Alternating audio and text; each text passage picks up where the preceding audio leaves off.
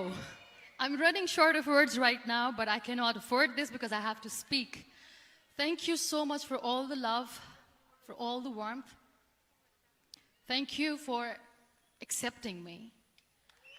Thank you very much.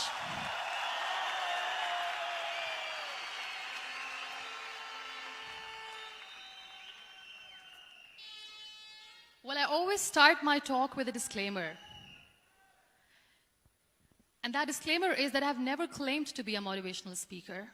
Yes, I do speak, but I feel more like a storyteller because wherever I go, I share a story with everyone. Well, it is a story of a woman whose perfectly imperfect life made her who and what she is today. It's the story of a woman who, in pursuit of her dreams and aspirations, made other people realize that if you think that your life is hard and you're giving up on that because you think your life is unfair, think again. Because when you think that way, you are being unfair to your own self. It's the story of a woman who made people realize that sometimes problems are not too big. We are too small because we cannot handle them.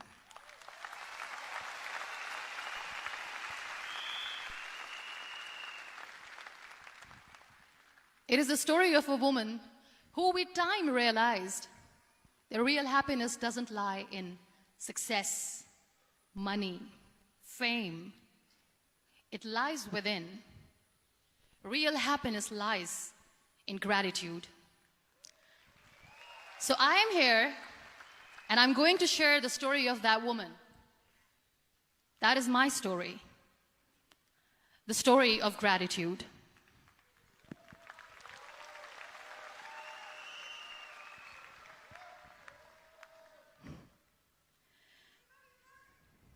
I love you too. I love you all. I believe in the power of words. Many people speak before they think. But I know the value of words. The words can make you, break you, they can heal your soul, they can damage you forever. So I always try to use the positive words in my life wherever I go. They call it adversity, I call it opportunity. They call it weakness, I call it strength. They call me disabled, I call myself differently abled. They see my disability. They see my disability, I see my ability. There are some incidents that happen in your life, and those incidents are so strong that they change your DNA. Those incidents or accidents are so strong that they break you physically. They deform your body, but they transform your soul.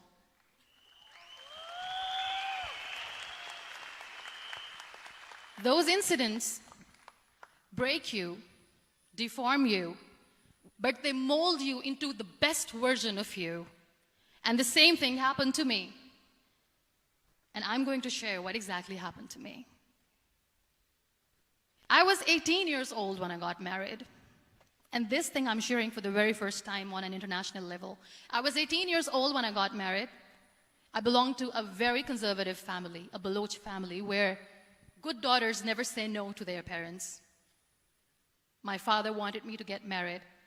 And all I said was, if that makes you happy, I'll say yes. And of course, it was never a happy marriage. Just about after 2 years of getting married, about 9 years ago, I met a car accident. Somehow my husband fell asleep and the car fell in the ditch. He managed to jump out, saved himself. I'm happy for him. But I stayed inside the car and I sustained a lot of injuries. The list is a bit long. Don't get scared. I'm perfectly fine now. Radius ulna of my right arm were fractured. The wrist was fractured. Shoulder bone and collarbone were fractured. My whole rib cage got fractured. And because of the rib cage injury, lungs and liver were badly injured. I couldn't breathe. I lost urinary bowel control. That's why I have to wear the bag wherever I go. But that injury that changed me and my life completely as a person and my perception towards living my life was the spine injury. 3 vertebrae of my backbone were completely crushed, and I got paralyzed for the rest of my life. So this accident took place in a far-flung area in the outskirts of a very small province, Balochistan, where there was no first aid, no hospital, no ambulance. I was in the middle of nowhere in that toppled car. Many people came to rescue. They gave me CPR. They dragged me out of the car. And while they were dragging me out, I got the complete transection of my spinal cord. And now there was this debate going on. Should we keep it here? She's going to die. Where should we go? There is no ambulance. There was this 4-wheeler Jeep standing in the corner of the street. They said, put her in the back of the Jeep and take her to the hospital, which is 3 hours away from this place. And I still remember that bumpy ride. I was all broken. They threw me at the back of the Jeep and they rushed me to the hospital. That is where I realized that my half body was fractured and half was paralyzed.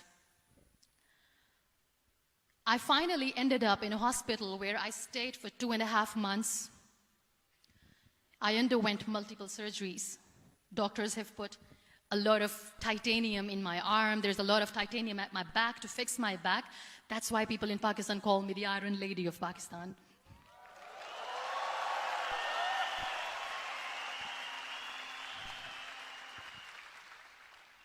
Sometimes I wonder how easy it is for me to describe all this all over again. And somebody has rightly said that when you share your story and it doesn't make you cry, that means you have healed.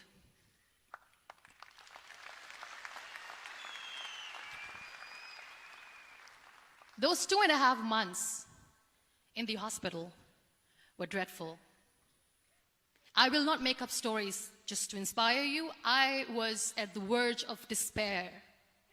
One day, doctor came to me and he said, well, I heard that you wanted to be an artist, but you ended up being a housewife. I have a bad news for you. You won't be able to paint again because your wrist and your arm are so deformed, you won't be able to hold a pen again. And I stayed quiet. Next day, doctor came to me and said, your spine injury is so bad, you won't be able to walk again. I took a deep breath and I said, it's all right. The next day, doctor came to me and said, because of your spine injury and the fixation that you have in your back, you won't be able to give birth to a child again. That day, I was devastated. I still remember, I asked my mother, why me? And that is where I started to question my existence. Why am I even alive? What's the point of living? I cannot walk, I cannot paint, fine. I cannot be a mother. And we have this thing in our heads, being women, that we are incomplete without having children. I am going to be an incomplete woman for the rest of my life. What's the point? People are scared. They think I will get divorced. What is going to happen to me? Why me? Why am I alive? We all try to chase this tunnel. We all do this because we see light in the end of the tunnel, which keeps us going. My dear friends, in my situation, there was a tunnel that I had to roll on, but there was no light. And that is where I realized that the words have the power to heal the soul. My mother said to me, this too shall pass. God has a greater plan for you.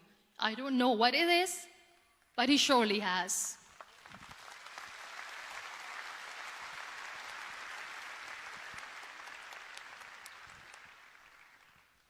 And in all that distress and grief, somehow or the other, those words were so magical that they kept me going. I was trying to put that smile on my face all the time, was hiding. It was so hard to hide the pain, which was there. But all I knew was that if I will give up, my mother and my brothers will give up too. I cannot see them crying with me. So what kept me going was, one day I asked my brothers, I know I have a deformed hand, but I'm tired of looking at these white walls in the hospital and wearing these white scrubs. I'm getting tired of this. I want to add more colors to my life. I want to do something. Bring me some colors. Bring me some small canvas. I want to paint. So the very first painting I made was on my deathbed, where I painted for the very first time. It was not just an art piece or just my passion. It was my therapy. What an amazing therapy it was. Without uttering a single word, I could paint my heart out. I could share my story. People used to come and say, what lovely painting. So much color. Nobody could see the grief in it. Only I could. So that's how I spent 2.5 months in my hospital, crying, never complaining or whining, but painting. And then I was discharged, and I went back home. And I went back home, and I realized that I have developed a lot of pressure ulcers on my back and on my hip bone. I was unable to sit. There were a lot of infections in my body, a lot of allergies. So doctors wanted me to lie down on the bed straight for not 6 months, for not 1 year, for 2 years. I was bedridden, confined in that one room, looking outside the window, listening to the birds chirping, and thinking maybe there will be a time when we'll be going out with the family and enjoying the nature. That was the time where I realized how lucky people are, but they don't realize. That is the time where I realized that the day I'm going to sit, I'm going to share this pain with everyone to make them realize how blessed they are, and they don't even consider them lucky. There are always turning points in your life. There was a rebirth day that I celebrated. After 2 years and 2.5 months, when I was able to sit on a wheelchair, that was the day when I had the rebirth. I was a completely different person. I still remember the day I sat on the wheelchair for the first time, knowing that I'm never going to leave this, knowing that I won't be able to walk for the rest of my life. I saw myself in the mirror, and I talked to myself. And I still remember what I said. I cannot wait for a miracle to come and make me walk. I cannot sit in the corner of the room crying, cribbing, and begging for mercy because nobody has time. So I have to accept myself the way I am. The sooner, the better. So I applied the lip color for the first time.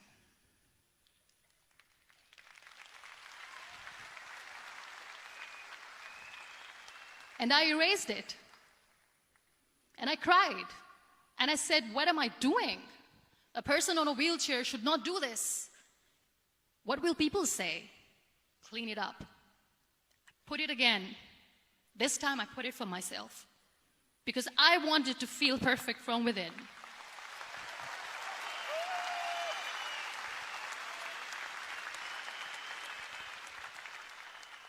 And that day I decided that I'm going to live life for myself.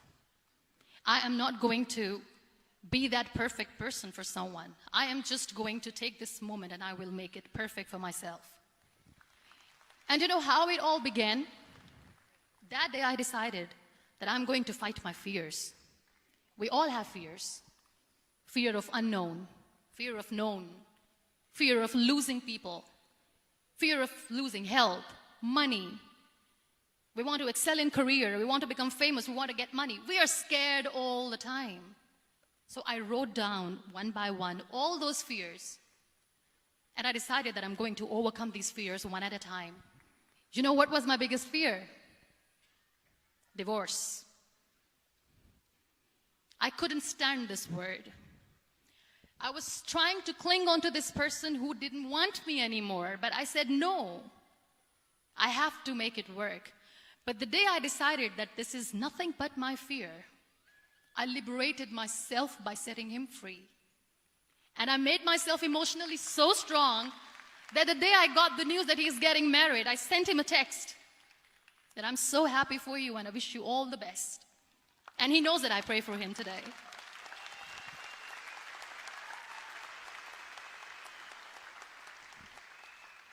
My biggest fear, number 2, was I won't be able to be a mother again. And that was quite devastating for me.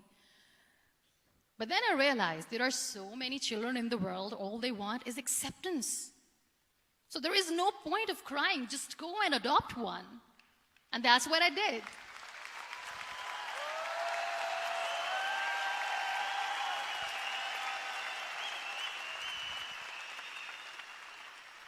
I gave my name in different organizations, different orphanages. I didn't mention that I'm on a wheelchair, dying to have a child.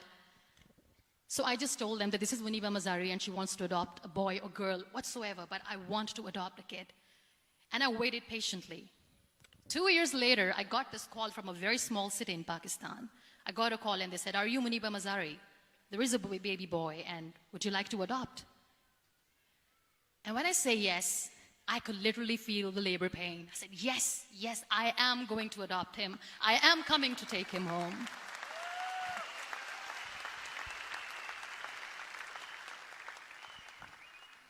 And when I reached there, the man was sitting and he was looking at me from head to toe. And in back of my head, I kept thinking that, oh my God, he's going to say she's on the wheelchair, she doesn't deserve it. How is she going to take care of him? And I looked at him and I said, do not judge me because I'm on the wheelchair. But you know what he said? He said, I know you will be the best mother of this child. You both are lucky to have each other.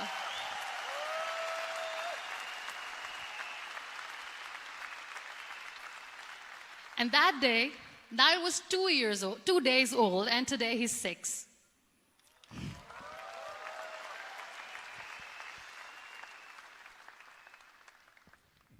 You'll be surprised to know another bigger fear that I had in me. It was facing people. I used to hide myself from people. When I was on bed for 2 years, I used to keep the door closed. I used to pretend that I'm not going to meet anyone, tell them that I'm sleeping. You know why? Because I couldn't stand that sympathy that they had for me. They used to treat me like a patient. When I used to smile, they used to look at me and say that, you're smiling, are you okay? I was tired of this question being asked, are you sick? Well, a lady yesterday at the airport asked me, are you sick? And I said, well, besides the spinal cord injury, I'm fine, I guess.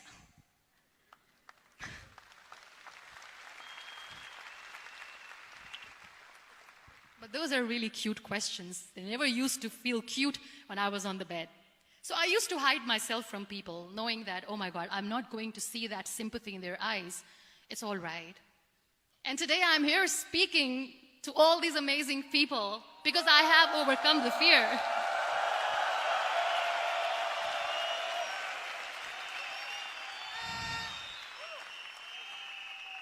You know, when you end up being on the wheelchair, what's the most painful thing?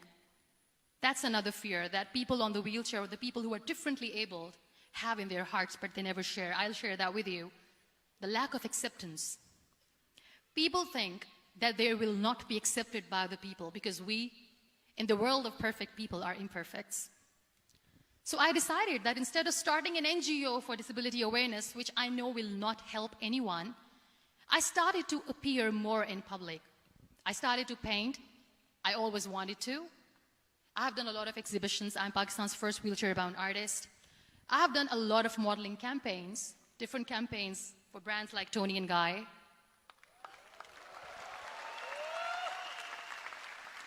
I have done some really funny, breaking the barriers kind of modeling.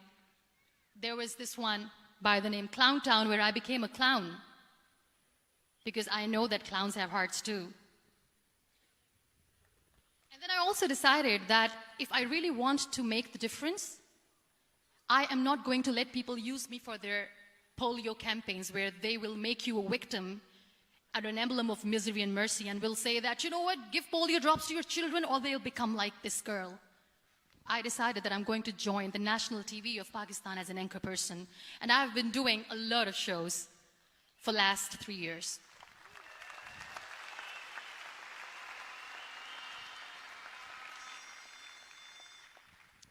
So when you accept yourself the way you are, the world recognizes you. It all starts from within. Thank you.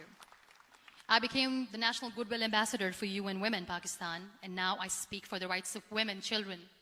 We talk about inclusion, diversity, gender equality, which is a must. I was featured in BBC 100 Women for 2015. I'm one of the Forbes 30 under 30 for 2016. And it all didn't happen alone. You all are thriving in your careers. You have bigger dreams and aspirations in life. Always remember one thing. On the road to success, there is always we, not me. Do not think that you alone can achieve things. No. There is always another person who is standing behind you, maybe not coming on the forefront, but behind you, praying for you and supporting you. Never lose that person. Never.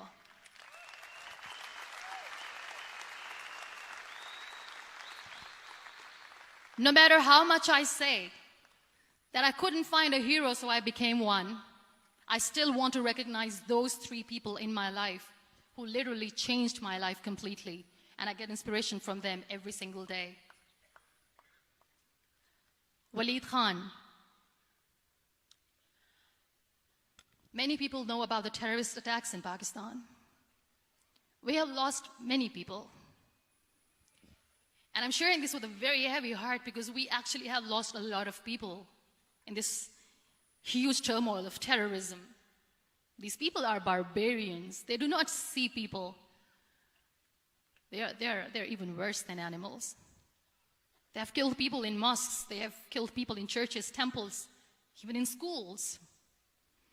There was this terrorist attack in Army Public School, Peshawar, where these terrorists entered in an examination hall and they killed our children.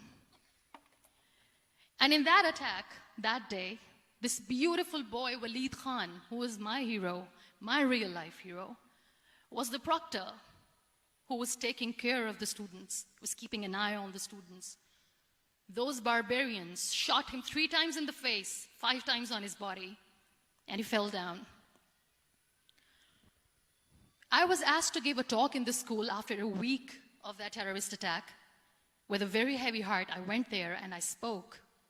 We sang a few national songs. I thought that maybe I've done my part, but deep inside, it was killing me. I could see children injured. I could see children sitting on the wheelchairs, looking at me, wondering, what next? What was our fault? Just because we were here to give examination, we have been shot. So many people, so many children lost their friends. Their classrooms were empty. The next day they went to the classroom. So this kid, Waleed Khan, I was asked that he is in a hospital right now, and you have to go and see him and motivate him and tell him that it's going to be okay.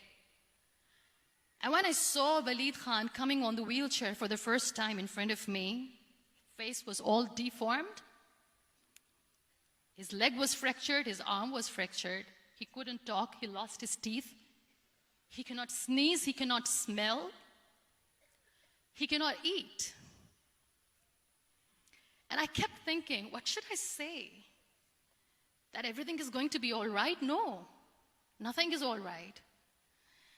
And while I was juggling with the words, what to say, what not to say, this beautiful child, Waleed Khan, came to me and he said, "Are you Muniba Mazari?" I said, "Yes." He said, "Baji, let's take a selfie."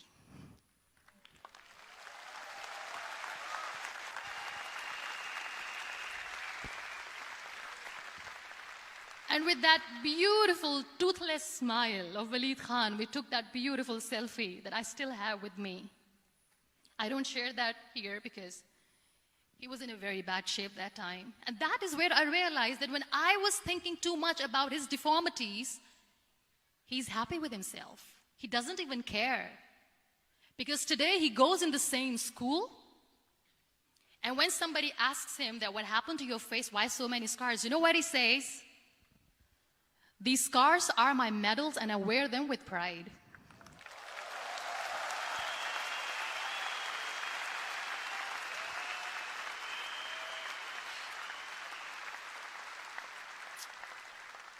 And how beautifully he says that terrorists wanted me not to study. I am going to study. I will become a doctor one day.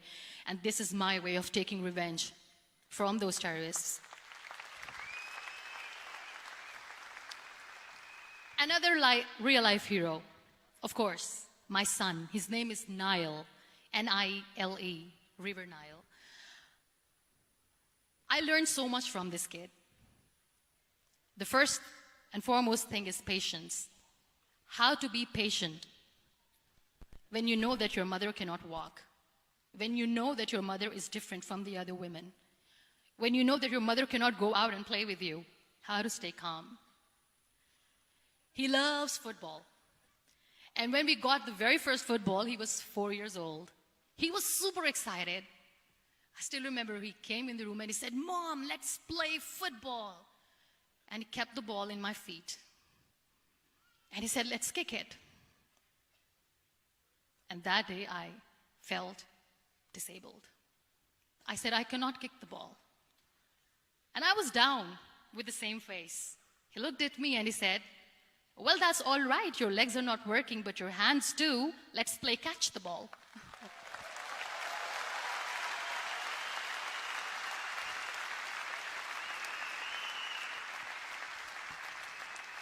You know what? That day he made me realize that when you think your glass is half empty, come on, your glass is half full. It's all in here and here. Last but not least, the woman who made me realize that heroes have no gender.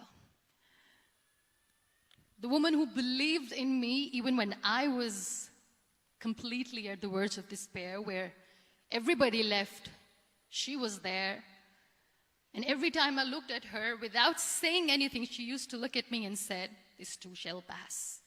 God has a bigger plan. And one day you will say that, oh my God, that is why God has chosen me." She never cried in front of me. She has always said that there will be haters, there will be naysayers, there will be disbelievers, and then there will be you proving them wrong. My mother.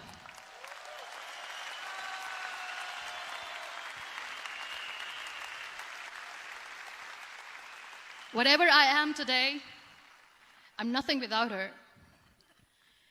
I'm nothing without her. Thank you, Mama. I wish you were here. Thank you for making me who I am today.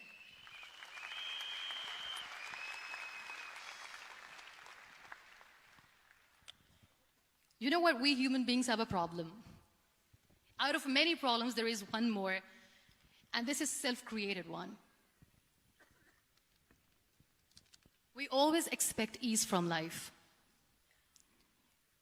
We have this amazing fantasy about life. This is how things should work. This is my plan. It should go as per my plan. If that doesn't happen, we give up. So my dear friends, let me tell you one thing. I never wanted to be on the wheelchair. Never thought of being on the wheelchair. I was always aspiring to do bigger things, but had no idea that for that I have to pay the price to be where I am today. It's a very heavy price. This life is a test and a trial, and tests or trials are never supposed to be easy. So when you are expecting ease from life, and life gives you lemons, then you make the lemonade, and then do not blame life for that, because you were expecting ease from a trial. Trials make you a stronger, better person. Life is a trial, and with time you realize that.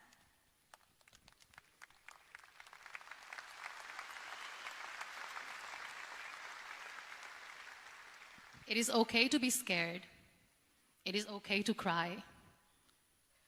Everything is okay, but giving up should not be an option. They always say that failure is not an option. Failure should be an option, because when you fail, you get up, and then you fail, and then you get up, and that keeps you going. That's how humans are strong.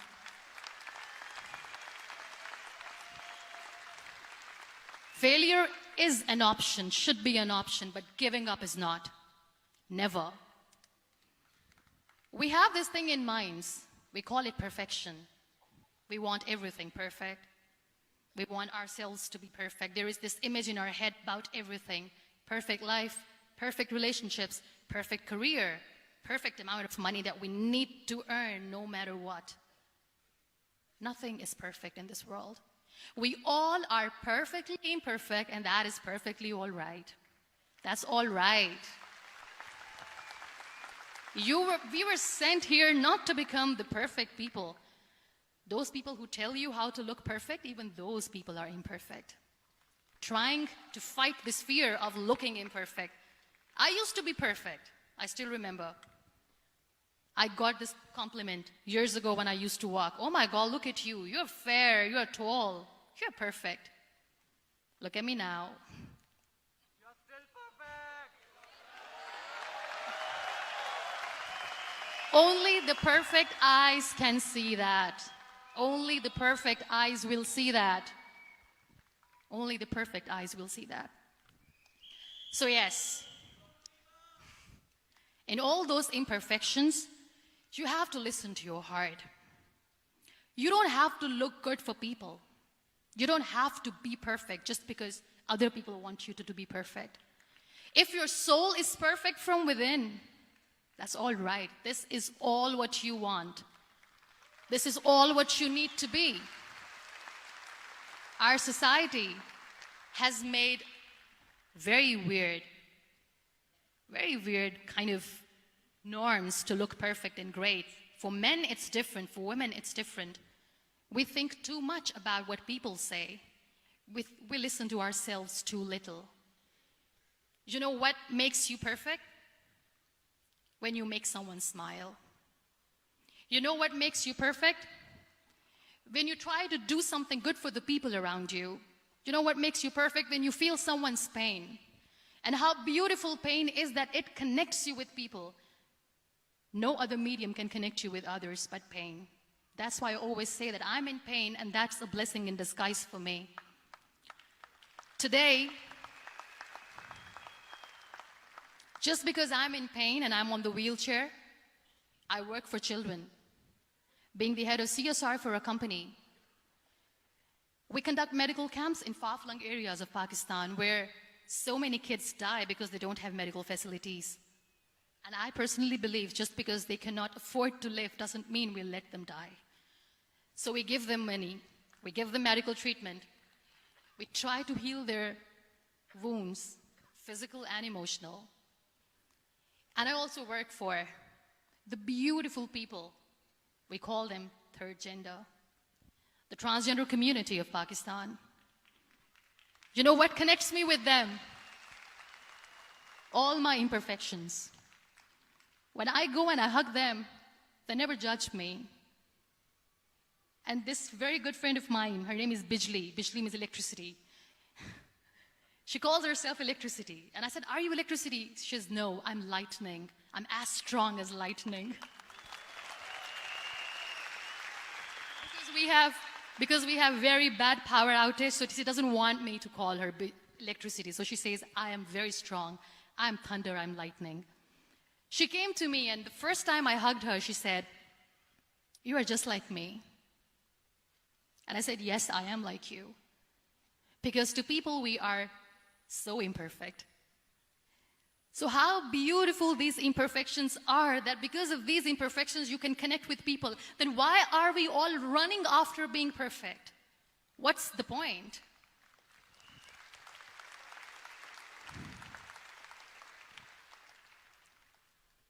Every time I go in public, I always smile. There's always a big toothy smile on my face, and people ask me, don't you get tired of smiling all the time? What's the secret? I always say one thing, that I have stopped worrying about the things that I have lost, the people that I have lost. Things and people who were meant to be with me are with me. And sometimes, somebody's absence makes you a better person. Cherish their absence. It's always a blessing in disguise.